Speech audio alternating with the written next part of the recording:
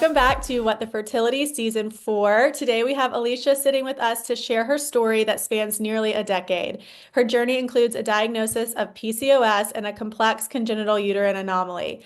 Alicia went through medicated cycles, IUIs, and IVF. Alicia welcomed her daughter in 2021 from a fresh IVF transfer and has lately been tirelessly trying to grow her family once again. Welcome, Alicia. Good to be here. We're excited to hear, gosh, what seems like 10 plus years. Is that right? Yeah, it's been it's been a long. Oh, yeah. Well, I originally, when you reached out to us, I saw secondary infertility, and then I was like, oh, well, she also really struggled just to even have her first Mhm. child, similar to Amanda and I. So really, wherever you want to start, if that's like from meeting your partner to when you guys realized you had infertility, whatever, wherever you want to kind of start for listeners. Yeah, so I think my story really kind of started like most people's do, we met my husband when I was in college. We met online, and uh we got married in November of 2013. And we weren't really in any kind of hurry to have babies, because our entire relationship had been long distance. So we really just wanted to have some time to be us together in the same zip code. Yeah. Before we started adding kiddos to the equation. So we really didn't like start actively trying for babies until 2015. But we did, even though we did start or stop consistently preventing some time before then. Um, but just like from the time that I was a teenager, like my cycles had always been pretty irregular. I would, sometimes go months without having a period, and I'd always, struggled with those PCOS symptoms. I didn't realize what they were. At the time I had the facial hair and those things. But I'd honestly never given it much thought because my mom had struggled with the same things. She'd had the irregular cycles, the facial hair sort of things. And I'm the oldest of 10. So she Wow. obviously had no problem having children. So, um, And out of I just curiosity, I was gonna say out of curiosity, she probably didn't have a diagnosis, right? Like she didn't like ever. know. Okay, yeah. Um, and I feel like, growing up, what's talked about, in health class, it's like, if a boy, even sneezes on you, you're going to end up pregnant. Yeah, right. That's true. And I don't remember talking about much in the realm of like actually understanding your own fertility and, recognizing the signs that, something is going on with you that shouldn't be. So I really never really thought that infertility was even going to be a thing. It was something that happened to other people. Um, and then, once I got married, I never really even thought about, the weight that I started gaining right after we got married or any of the other symptoms that I'd experienced my whole life. I just kind of chalked it up to this or that and went about my Just life. life. Yeah, yeah. Just busy life, all of it. Yeah. And so, I think like most people, I just assumed that, life would go like that old rhyme, first comes love, then comes marriage, then comes babies when you're ready. But then the babies never came. And I just got in this loop of thinking, well, next month is going to be the month. And before I knew it, 2 years had passed. Um, and we still didn't have, a single positive pregnancy test. Um, and it was at that point that I was really ready to figure out what was going on. So in 2017, I finally went to my OBGYN in my annual and kind of explained what was going on. And based on my symptoms, she's like, yeah, you got PCOS. And so she ordered some blood work, which confirmed that I was not ovulating. Um, and so she offered a few rounds of Clomid. Um, and How did that diagnosis make you feel of like, oh my gosh, I just spent 2 years and I wasn't even I'm ovulating not even half the time? ovulating. It was very frustrating. I'm sure. Oh my But it goodness. made sense, and I was glad to have some sort of like answer. Right. Um, but and I was really naive too, like, because she's like, oh, we'll give you this Clomid, we'll make you ovulate and we'll get you pregnant. Yeah. And, you just think of it as simple. Right. Um, but I ended up doing like 3 or 4 rounds of Clomid and I got all of these, lovely side effects, migraines and um, all kinds of things, but I never ovulated while I was taking it. Okay, I Um, have a question. I can't believe this is season 4 and I've never asked. So, Clomid, is that an injection or is it pills or what does it's that look pills. like? Yeah. Pills. Okay, I always thought it was an injection. That's so silly on my end. Okay, so it's pills. So it's very just Yeah. like medicated. They're going to give you some medication. It's going to help release the egg, and there you go. You should get Bada pregnant. bing, bada boom, pregnant. Right. And that just wasn't the case. So at that point, my OB said that there really wasn't anything else that she could offer me, and so I'd need to make an appointment with a reproductive endocrinologist. But I really put off making that appointment, because at that point we weren't really sure if we could afford it, because everything you hear about, fertility treatments is just how much it costs. Yeah. And I honestly, I wasn't the most comfortable with the options that were available in our area at the time. They were all male, and I just male doctors and being up in your business like that just always gave me the heebie-jeebies. So I just kind of like kept putting it off, and we weren't sure what we wanted to do, and so it was kind of like a year of just like waiting and figuring it out. Um, and I think a lot of women experience different points in their stories where, for whatever reason, it's just like a really low point. And that was one of those points for me because, like, I think because I was really not, like I said, I'm really naive going into those medicated cycles with the Clomid.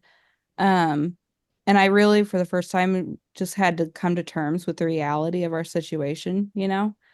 Um, we didn't have a clear path forward. We didn't know what we wanted to do.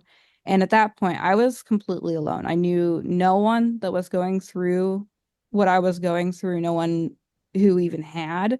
And I didn't know that there were, people on the internet talking about it. Well, You and know, this was, Like if I can do math, I was gonna 2015. say 20, yeah, Yeah. that's right. Sorry, Kat. No, you're good. Right? Is this around like 2015, 2016, maybe? Or so this is around 2017, 2018. okay. Wow, my math Yeah. is totally I was off. gonna say still, so my journey started in 2020. I think Amanda was before me, but yeah, it was like the very first part of people probably privately talking about it on the internet. Yeah. Yeah. And like you see like message boards and things, but like Right. wasn't like you could find, anecdotal advice or, those sorts of things, but like you couldn't like really form a relationship with other People, yeah, women. going. Yeah. Hmm. Um, and so sometime in this period I had got on Instagram for the first time. All the cool kids were doing it, I guess. And I was just searching and I found women that were talking about it. And suddenly, I just had this whole like little community of friends who were going through the exact same thing that I was. Um, and that really changed things for me. And I think a lot of people will say that like once they find community, they just feel a whole lot less alone in what can feel like a really lonely season. Because, 1 in 6, that's pretty common, but it often feels more like 1 in a million, really. Right, right. And I'm sure, and I'm sure you're going to get into this, but it probably made you kind of not more brave, but more like equipped and educated to say, like, okay, this should be my next step because you can kind of watch what other people Mhm. did and say, like, okay, well, I guess I could try that option A of four, That's of not so bad. That's not so scary. I yeah, could that's do. not so scary. They did She it. did it. Yeah, yeah, yeah, exactly. Yeah.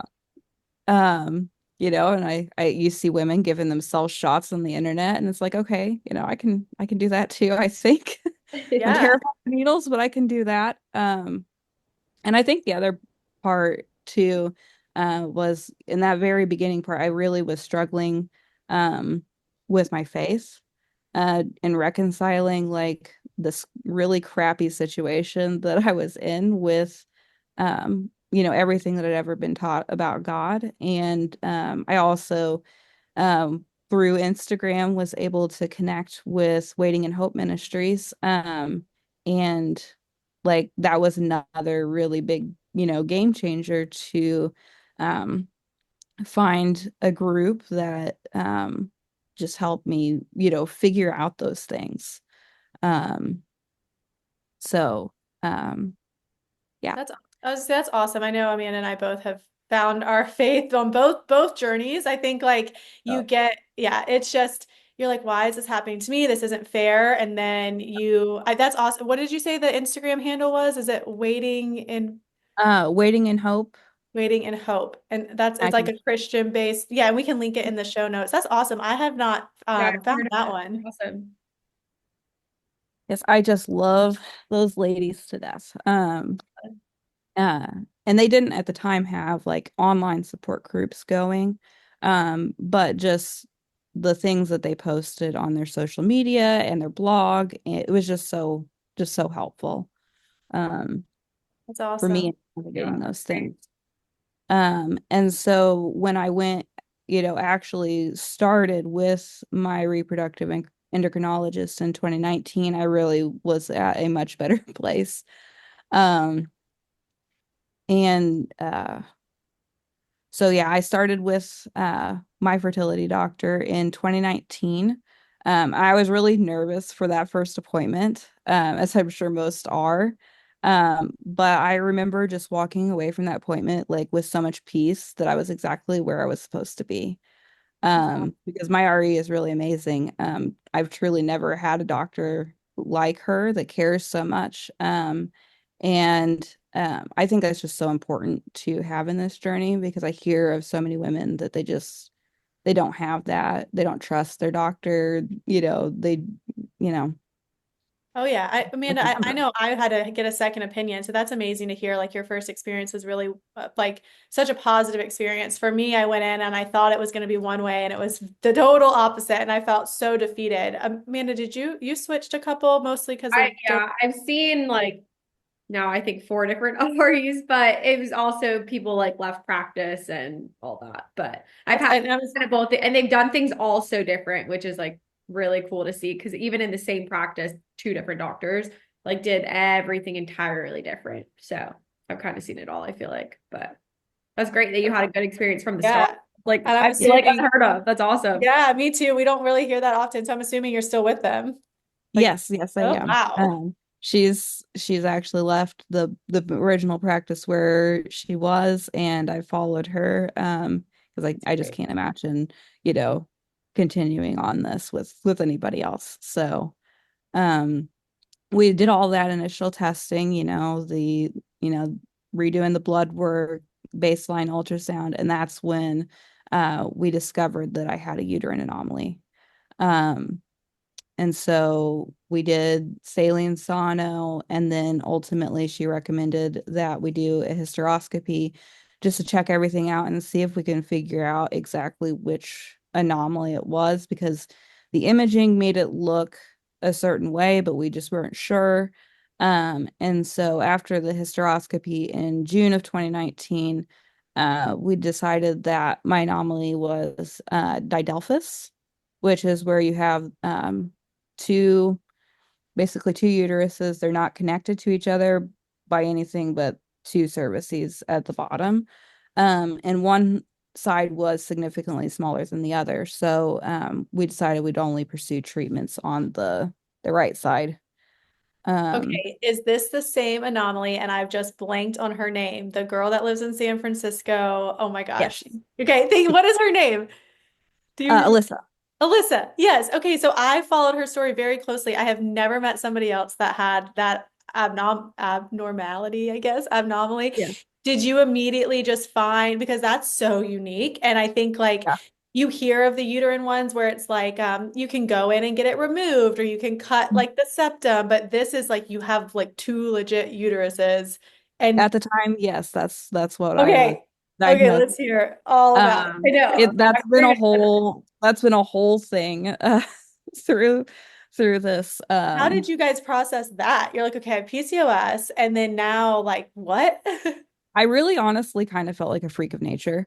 Um, and Google is not your friend when you have a uterine anomaly because Google talks a lot about all the big, bad, scary things that can happen in pregnancy. Yep.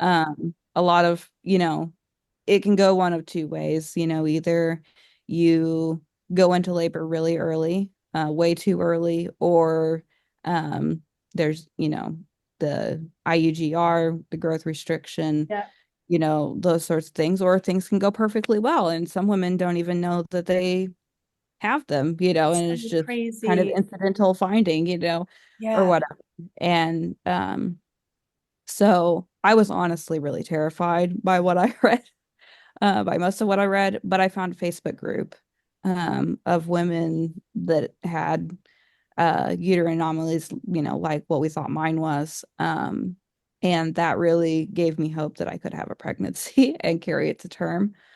Um, and so our recommendation then was to start with IUIs, um, because no male factor at all. And so we did 4 IUI attempts.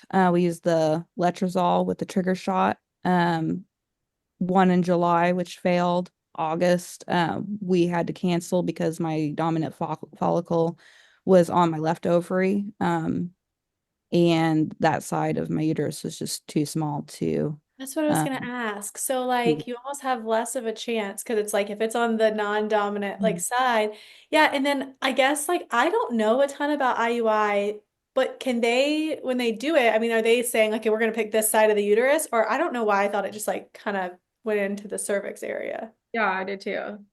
Yeah, so they would because I have, the two cervical openings, they would pick Which um one? which side. Yep. Okay. And so yeah, August had to be canceled. September also failed. And then we did our last IUI in late October. And that last failure was also one of those low points in my story. Because it was just really bad timing, honestly. A close friend of mine had her first baby the day before I tested. Oh, Um, and so it was just kind of like a really, double whammy reminder, Like of of like the time and the clock and what yeah. you And what could should be. being have up and by now. down, Yeah. all of those things. And then also I knew that our next step at that point was going to be IVF. Our RE would have let us do more IUIs if we'd wanted to, but I knew going in that if this last one didn't work, that I wanted to move on to IVF. I wanted Mhm. something that would have a better success rate. Yeah. So the morning of that test, like I just kind of like I remember just sitting on the floor of my shower, crying and grieving all of that. And then I had to pack it all away, pull myself together, and go to work late, but I still went. Mhm. And looking back, I kind of wish that I had not. I Yeah. just, you know. That's like what people just don't. I mean, everybody talks so much about infertility and pregnancy loss and everything, but like they don't realize that those are people that are still showing up to work and showing up to your friends' events. Like it's all of this like hidden stuff, I think that you just, unless you're doing it yourself, you don't realize. Yeah. Yeah, for You sure. can't just like pause as much as you wish you could. You can't just like pause life. And like, Yeah. unfortunately, you still have to like go to work because you need to pay the bills and you need to do all these things. But like, no one knows, yeah, behind closed doors, what you potentially could be going through. Yeah. Um, and so at that point, we were kind of waiting on things with our insurance because I did have fertility coverage like magically. Oh, We live in Missouri, which is not a mandate state, So if you end up with fertility coverage in Missouri, you're pretty lucky. Um, my husband's employer was based out of Arkansas, which is a mandate state. And so we had just like really lucked into this fertility coverage. And so we had to wait for all the pre-authorization stuff to go through and everything. So it was March of 2020 before we were able to start our first IVF attempt, and we all know how March of 2020 went for yeah. Gosh, everyone. yes. And I had been on Lupron for about 2 weeks. I went in for my baseline scan, only for the next day, I believe, for our cycle to be canceled because ASRM made their COVID recommendations. Um, Wow. and I think it may have also had something to do with the university's cancellation of elective procedures, which, a lot of Yeah. places do. Uh, But at any rate, our cycle was canceled indefinitely, which really sucked. Um, and we really had no idea of when things would resume. And it was really nice to be plugged into the infertility community because we were all going through exactly that. And so we all just kind of banded together, in group chats on Instagram and text message, and we got on Zoom and, we just banded together in a community of support. And so that was really helpful. And I went on a leave of absence from my job at the time, because I worked retail, and we wanted to be sure that when things changed, that I would be able to resume IVF without having to worry about being exposed to COVID or any sure. of those things.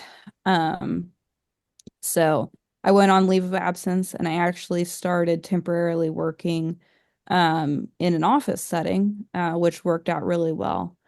Um, so I wasn't just out of work. It was, just a kind of a period of transition there. Um, and also in that time, a lot of groups started doing like online Zoom meetings and things too. And that was when Waiting in Hope started their first online support group. And that was such a lifeline when everything felt so out of control and unknown. Um, and I was just really thankful to have like all of that, that support Sure. um, during that time. So June rolls around and ASRM changes the recommendation. And so we were finally able to resume. And I think it was a little extra stressful to go through IVF during COVID, because we both, Tony and I, had to have COVID swabs at multiple points through the process. Because if we'd come back positive, then our cycle would have been canceled, obviously. And so, um, that time in Missouri, a lot of people were kind of like, done with the COVID restrictions and the social distancing, and churches were open again. And so I was really stressed out, honestly, about being exposed to COVID. But we were able to complete our egg retrieval cycle without, you know, any issues with COVID. Um, Really no complications. We were a little worried about OHSS, Yeah. because of the way my estrogen levels were going. Um, but we took some preventative measures against that because we were really hoping for that fresh transfer, because of our insurance coverage. That was the best coverage. And so we ended up retrieving 18 eggs, Wow. which was really good. 14 were mature, 12 fertilized, and we ended up with 9 blasts, That's phenomenal. Literally. which we were Oh my we were goodness. thrilled. Like I wasn't expecting. I basically was holding everything with open hands at that point. Yeah. You never know what you're going to get, especially in that first round. Yeah. So I ended up having a follow-up ultrasound just to check for fluid and make sure that, I was not, going to develop OHSS before we transferred this embryo, because, when you transfer an embryo, like you can, actually, if you're borderline, sometimes you can send yourself into a OHSS and then, This is something I never even thought about because I know for Amanda and I both, we did IVF because, well, I don't know if Amanda did it that for that reason, but I did it for genetic purposes just because of my reoccurrent loss. And so they're like, do IVF so we can test. So I never even thought that would be so stressful to be like, okay, I did the egg retrieval, I got awesome results, but like body, get back to normal really, really yes, quick. like please Yeah. cooperate with me. Um, and I honestly, even like with the fresh transfer, I wasn't expecting it to work. Yeah. Because most people, it takes multiple transfers for one to stick. So like when my nurse called and was like, yeah, your beta was positive. You're pregnant. Like my literal response was, you're joking. Yeah. Yeah. I feel like they don't, a lot of places don't, and maybe that's just my experience, but don't do fresh transfers now because I think like there's been some scientific like evidence come out saying like the frozen have a higher success rate, but like how exciting to do your egg retrieval, get awesome news, and then just within the next week or so be able to like find out you're Right pregnant. into it. Yeah, that's insane. And we were very excited. Obviously, Tony was stunned. He didn't say a word, and he had himself a moment. But being in the community as long as I had, I knew that there were all these other like little hurdles to get over. Your second beta has to double, and then, the ultrasound to make sure that there's a sac and fetal pole and, the one for the heartbeat and Yep. all of the things. And so I was still guarded, like, like I was excited, but I was very guarded. But our second beta, it doubled, the ultrasounds, everything, looked perfect, all of the things. And we graduated from uh, our fertility clinic. And I was still guarded even then because of everything that I knew with the uterine anomalies, like just not Right. knowing how my body would respond to pregnancy. And at my graduation, my RE was like, now your job is to sit and gestate.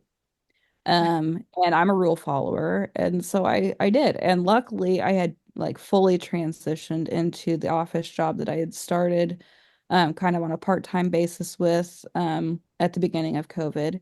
And um that just it was a godsend, because I wasn't, allowed to be up and moving, as much as I would have been in my retail job. Because I walked like 8 miles a day at my Yeah. retail job Yeah. and the lifting and everything, because I was one of those people that, reset the aisles so that you couldn't find anything anymore. Um, so I couldn't have done that and be pregnant. But at around 35 weeks, I knew that if I didn't get up and do things, that, there was no way that we were going to be ready to bring a baby into our Oh, house because her clothes weren't washed, her crib wasn't, put together, those things. And so, I had to get up and around and do some of those things. And 2 weeks later, 37 and a half weeks, I woke up to go to the bathroom as you do. It became my little ritual late in pregnancy. But when I got in bed, it felt like I had to go again. So I got up and went back to the bathroom. And as soon as I sat down, my water broke. oh my gosh. So, luckily that was early term. Yeah. Hmm. But Um, so we ended up going to the hospital, and because of my anomaly, she had been unable to turn head down. So we knew we were going to likely have to have a C-section. I was supposed to go in like 2 days later to schedule the C-section. But our daughter was born C-section that day, March 22nd, Congratulations. 2021. No, that's so exciting. And she is just the light of our lives. She was worth everything that we went through Right? to get her. Yeah. Amanda and I feel the same way. We both have one, and we're like, oh my gosh, we would do everything over again just to know. Yeah. I mean, that, it's amazing. Um, but because of my C-section, my RE wanted me to wait 18 months before we did another transfer, which at the time I was like, oh my gosh, that is way too long to wait because, you see some women that are allowed to go back and do transfers like 9, 12 months Yeah. after their um their first is born. But it all kind of like worked out because I breastfed, and so that gave me more time to, be able to do that and wean and just not have to feel, rushed back into Rushed. the fertility world. Um, and we went through some things personally, like with my family, that I think starting any earlier, it would not have been good to combine the two, because around the 18 month mark, my brother passed away from brain cancer. And so I I'm just really was sorry. not in the headspace to be entering the fertility space again, you know. Good. Um, So sorry for your loss. Thank you. Um, but we ended up starting back again in March of 2023 with our first transfer, but it failed. Um, so we switched things up again and we tried again in July, also failed. I don't even really like to call them failures, because they almost hit a little deeper than that for me, because it wasn't like, you know, with the IUIs where it was just like, you know, It was like the IUI, or if you try that month, it's not like an actual like embryo that like has Mhm. already made it to that point. It's just like, okay, it just didn't happen. And this is like, okay, like I don't even know another word for fail, honestly, other than just like loss. Yeah. I usually use the term embryo loss. Yeah. It just because the embryos they existed. Like they were a little of me, a little of my husband. You know, I saw them placed inside my womb, you know.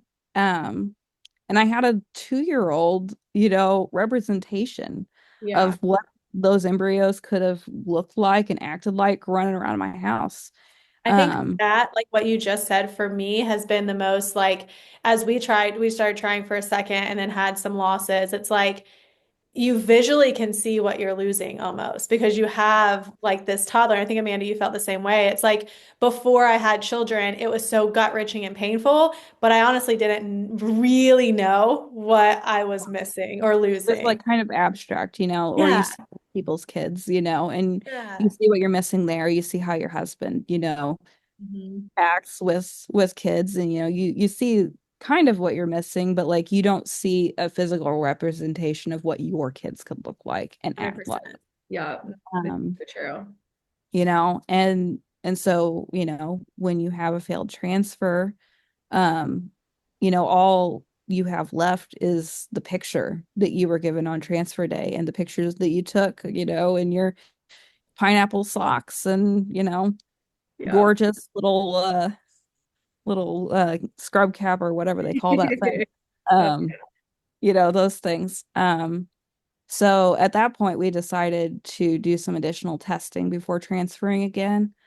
We considered doing the ERA, but it was kind of around that time that they were really talking about the ERA and whether or not it was actually, you know, Yeah, effective, I know. you I know, or think there's helpful. yeah, like I guess significant, like it could come back either way, but does it really make a difference? Yeah. Um, so we ended up doing the receptive biopsy instead, and mine came back positive. It was a little low positive, but it was positive. So I did the recommended 2 months of Lupron Depot. Hooray. You're talking Amanda's language. I don't know if you know It's this just my life happened. right now.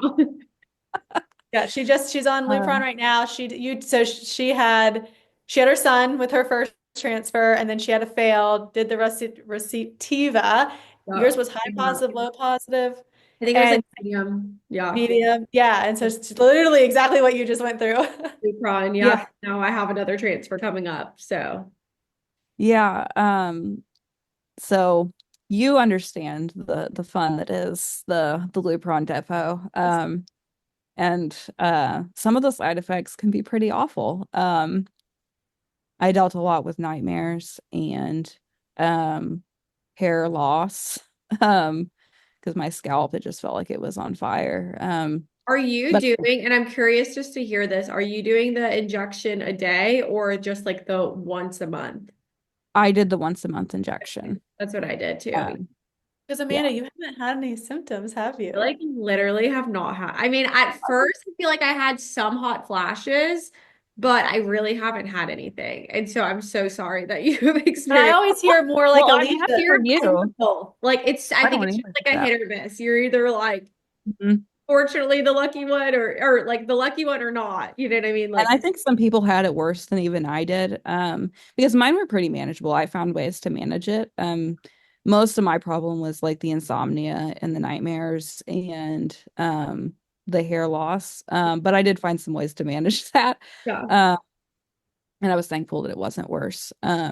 because when I was on like the 2-week Lupron kits, like the daily injections, like I could not function. I couldn't put sentences together. And I was really worried going in, like that was what Sure.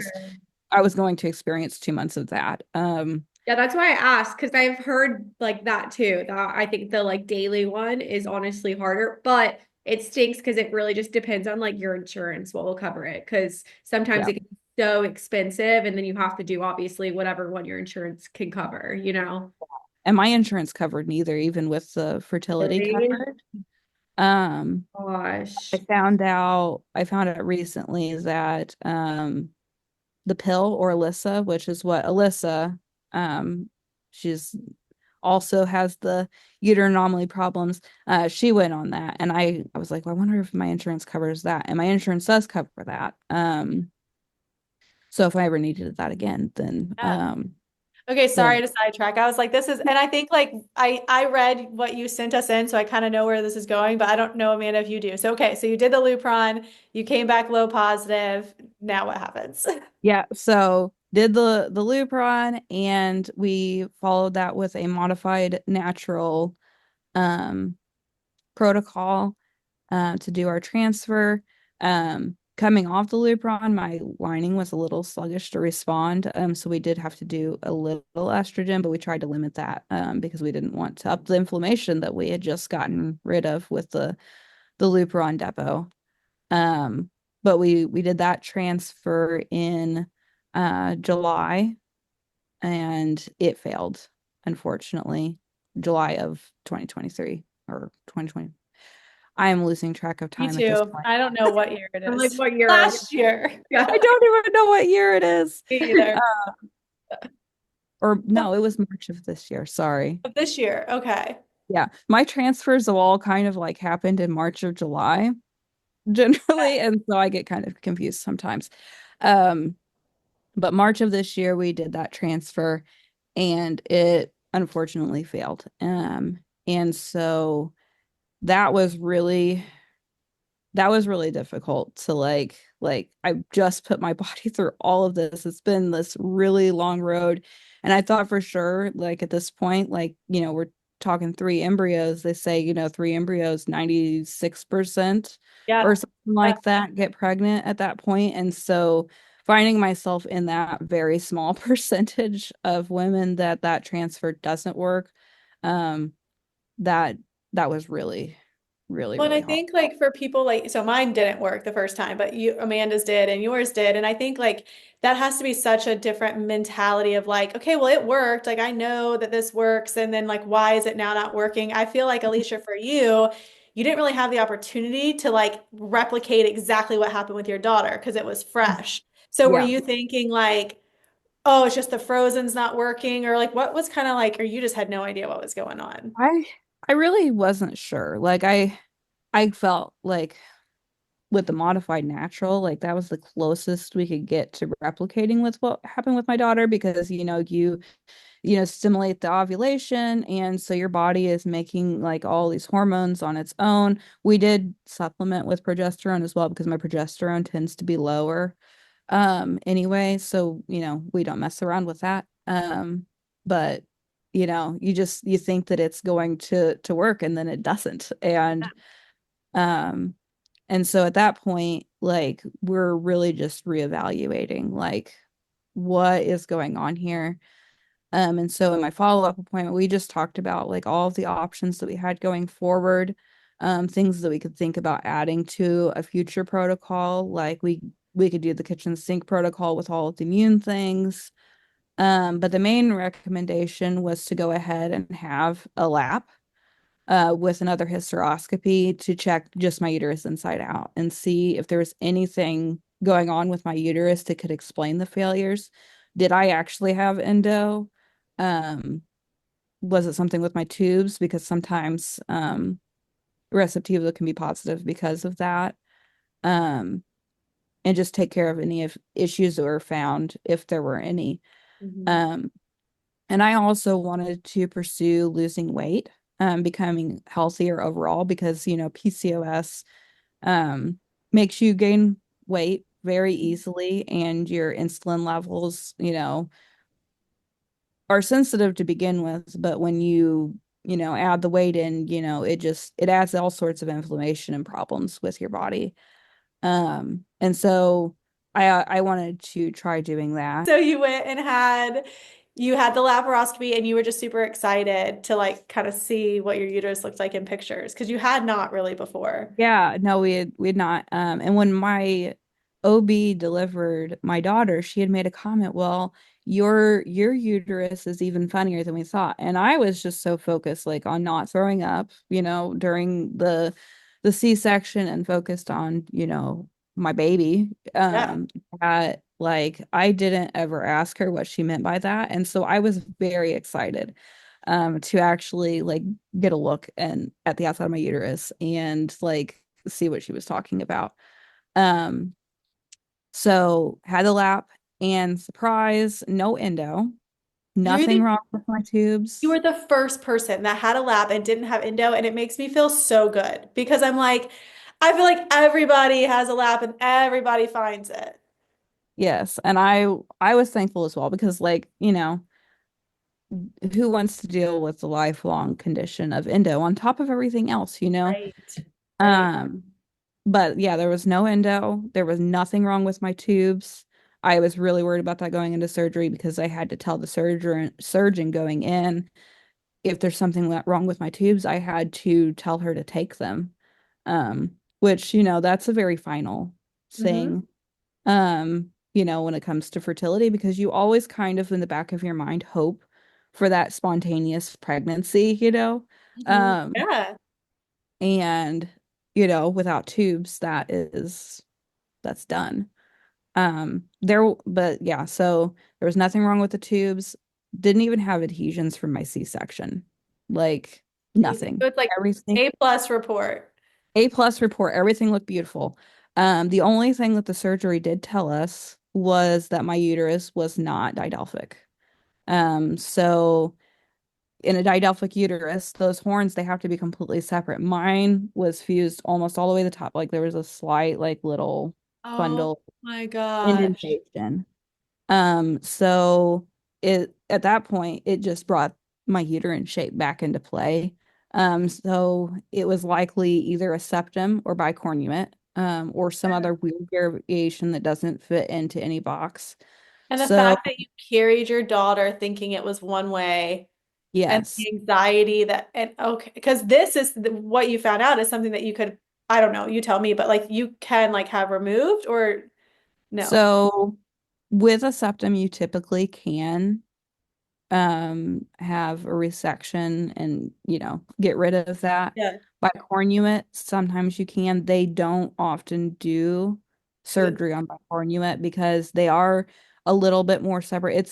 It's very similar to didelphys, but those horns are like stuck together. Right.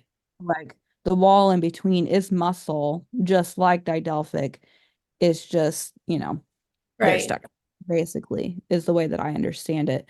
Um, no one take their medical advice from me. But that's just I my totally, understanding. I get it. Um, so to fix that, they have to open your entire uterus and like cut that out and then rejoin. So like they generally don't do or Right. recommend surgery unless you're having like a lot of late term Well, losses. and you've proven to carry to, Yes, and I've 37, proven 38. to carry. Yeah. So, you know, at this point, we're reevaluating, which one of these is it, because that's really about all it could be. And so got the images to my RE and she reviewed them, and we decided to schedule an MRI to see if we could learn anything else, because sometimes the MRI imaging can show things that ultrasound just doesn't pick up. And so we wanted to schedule that and see if there was any other steps or interventions that we should try before we transferred again. Um, so the scheduler, she calls me in the middle of October to schedule that MRI, and she asks all those questions that they have to ask before, they put you in an MRI machine, are you pregnant? Could you possibly be? And I almost laughed at her. Yeah. Like, lady, do you know what I've been through? Um, But I was like, look, I've been dealing with infertility for just about a decade at this point. There's absolutely no way.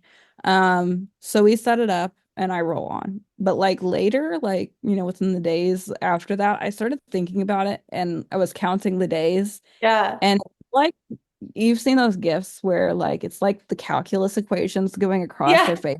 It's like sinking. And I'm just thinking about it and I'm like, well, maybe. it's not likely, but it's possible. So I end up, I'm sitting at work and I order a box of home pregnancy tests for Target Drive Up. And I pick them up on my way home from work and I decide I'm going to go home and I'm going to test before I go get Emma from her grandma and grandpa's. Um, so I take the test and I set it on the counter and I'm just staring at it. And I just like see it and I see the line like start to pop up like very quickly. Like the pregnant Uh, line or the control line? Pregnant line. And I was just like, I was freaking out. Like I was screaming Oh all my freaking God. day. I was crying, the works. And so like I take a picture of this thing and I send it to my doctor. 'Cause I have her number. Oh, wait, hold And on. I love it. Did you send it to your doctor before your husband? yeah, yeah, yeah. That's awesome. So I text my doctor and I said, there's two of them. Oh, that's Uh, awesome. so, I'm having a heart attack. I'm like freaking out. She schedules me in for a beta the next morning and she texted me that afternoon and said that it had come back positive and that I needed to come back in on Monday for another. Um, And so at that point, I was kind of debating when or how I was going to tell my husband because I God, was you hadn't like, even told him at that point. I hadn't even told him at that point. Like he did, Willpower. but I drove all the way up to Columbia to have this beta done. Um, because I was like, you know what? I'm gonna make sure that it's not like a false positive because I've been hearing about a lot of like false positives with Yeah, pregnancy tests lately. So I was like, I'm not going to get him all excited over a false positive. Um, because honestly not even 100% believing it at this point sure. either. Um, so my doctors texted me, that, it worked, it was positive, all of that. And so I was like, okay, do I tell him now or do I wait because we have family pictures in a week? Oh, wow. And so I texted my friend and photographer and I asked her opinion. Like, is this actually a good idea? You know my husband, like you know how he is. Is this actually a good idea? Like, will this like totally backfire on me? And she ended up coming back and she's like, you know, I actually have a cancellation tonight in my field. And so I was like, okay. So Do it. I like, come up with a creative lie. My husband, like, hey, we really be helping her out if we moved our, family photos up a week, like she said we don't have to, but it'd really help her out. So we do all of that. And I had this idea pinned on my Pinterest board, like from the very beginning of when we were like trying to conceive of like, you standing back to back with the chalkboards and you're supposed to be writing what you love about the other person or something of that effect or whatever, but I'm really writing like, hey, we're pregnant, Oh my gosh. that sort of thing. And I'd had this idea like For like forever and I 10 was, years. yeah, for like 10 years and I'm like, if I'm gonna do this, I'm going to do it the way that I like Yeah. Want to do always it. wanted to. And also like this was like an absolute freaking miracle. Yeah. And no matter what happened with my second beta, I wanted to celebrate it. Mhm. And I didn't want to spend the weekend living in fear. I love it. Um, and then also, if something happened on Monday, like the worst case scenario happened, I didn't want to have to be telling my husband that we were pregnant and losing it in the same breath. Yep. Um, so we went for it, and my husband got the shock of his life. He had his heart attack as well. Um, it was great. So you have those photos like Yeah. forever. And I'm really glad that I did because the worst case scenario did happen on Monday. When we had that beta drawn, my beta had already dropped by half at that point. I had saw your last post this morning and I was like, shoot, I like know where this is going. I'm so, so sorry. I have been there. It is awful. And I think you did the perfect thing to celebrate it with your husband because, like you said earlier in the episode about embryo loss, like that was baby. It was your baby, it was your pregnancy, whether it lasted a minute, 4 days, 9 months, it was your baby.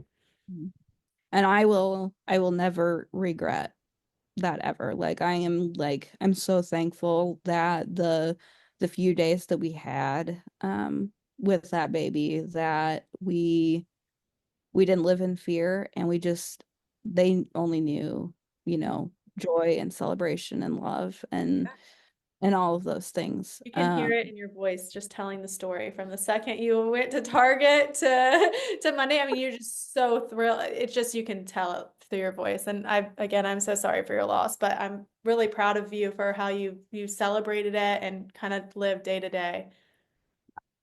And, you know, we're a little, you know, more than a month past the loss at this point. And I've really just kind of like started to like come out of that hole. I kind of like fell off the face of the planet for about a month or so. Get it? So, because we ended up, you know, miscarrying, we were able to move forward with the MRI that week. And the radiologist concluded that I actually have a complete septum with double cervices.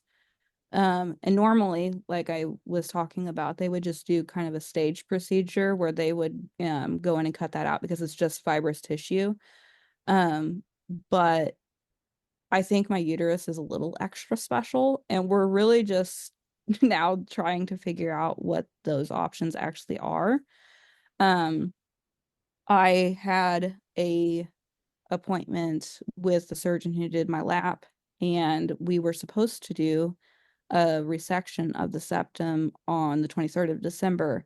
But once she actually got the MRI images, she concluded that it was more complicated than she could take on.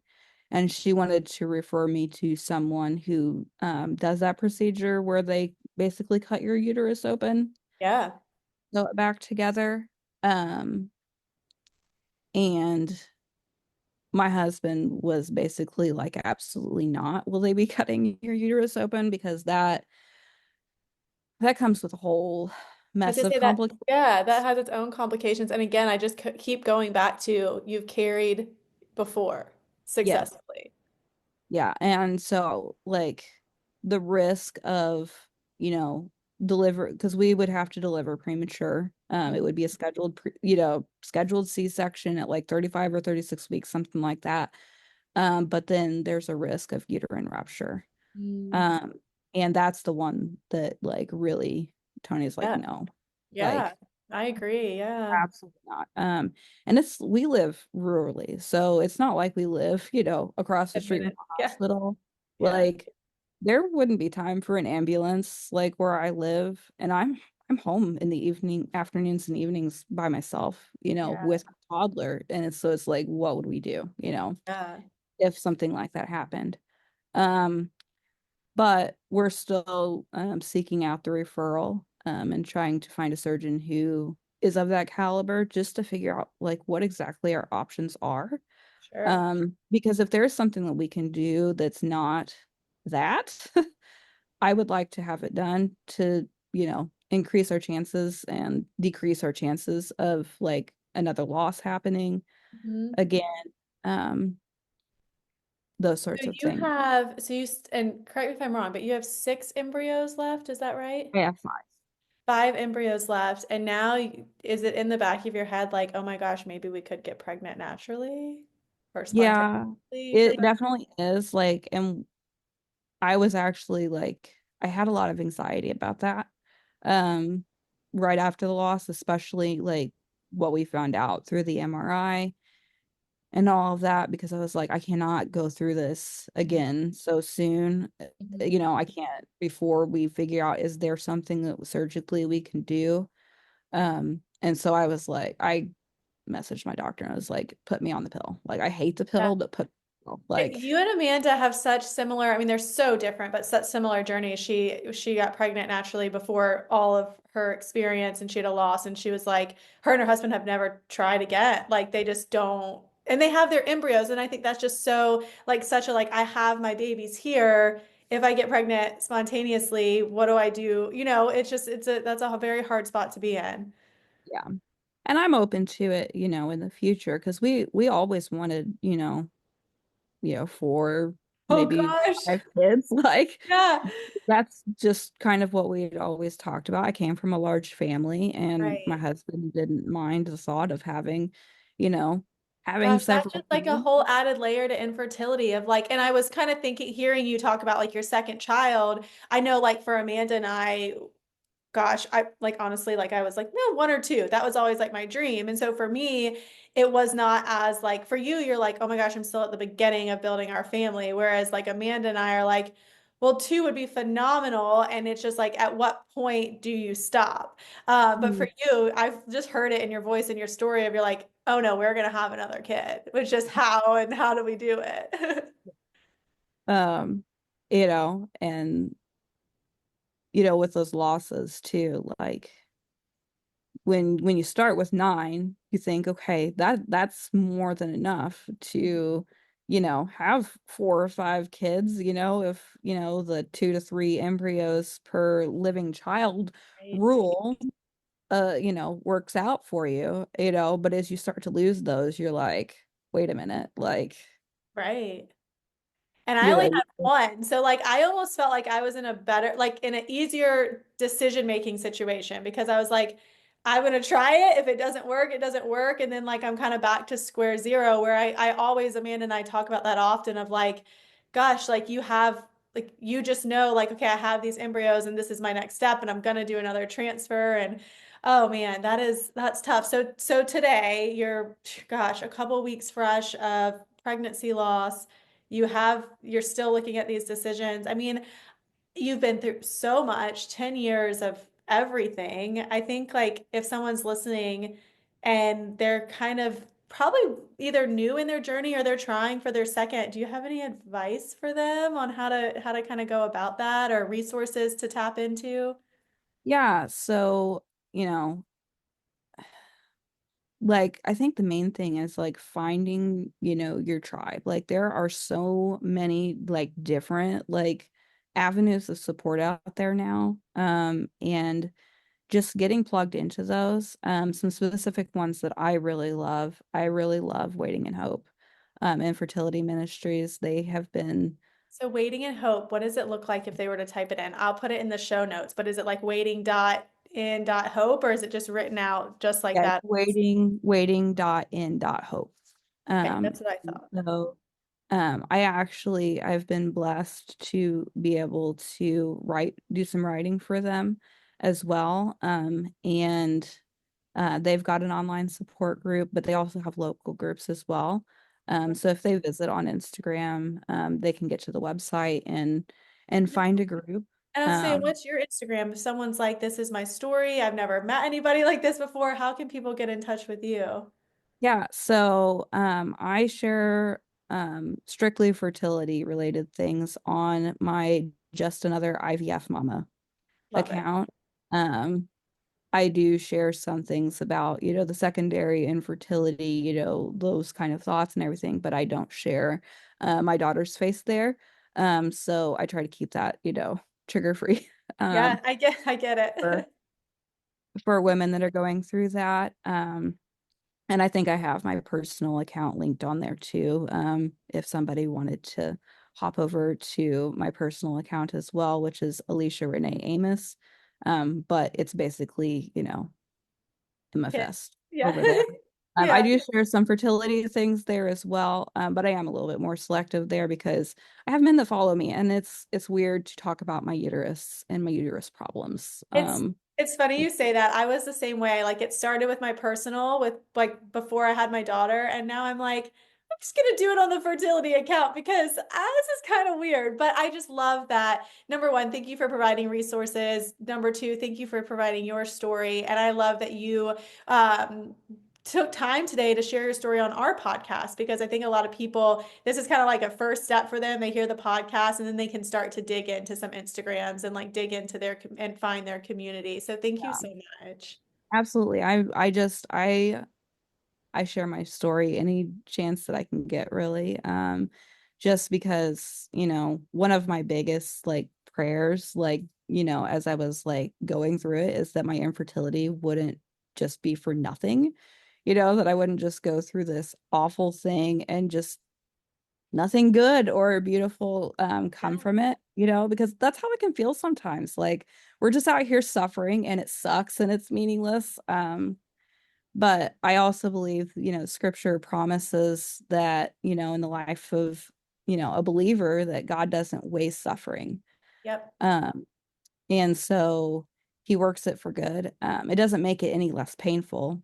Mhm. Um, but it does give me hope and comfort that, in the midst of the really hard and painful things, that it's going to mean something someday, Mhm. whether that's to me or to somebody else. And You said so, that perfectly. I mean, I think just like both you, myself, and Amanda, it's just been it's been my testimony of like, wow, look what God can do through all of what seems absolutely impossible. yeah, And it sounds like with your story, just like such an impossible situation to have this like healthy baby and healthy pregnancy, and he delivered. And I just think that's beautiful. And so thank you so much for sharing that today. absolutely. Yeah. And it's one of those things like, you talk about, I do have this one, God did do it once before. And I caught myself the other day, using that if phrase, if, God blesses us with another and we actually get to take them home. And I just immediately felt that check in my spirit was like, I did it before, I can do it again. Like, I don't know if he will, but he can, he's able. Yeah, And that's enough. I love that. Well, thank you so much, Alicia. We appreciate it.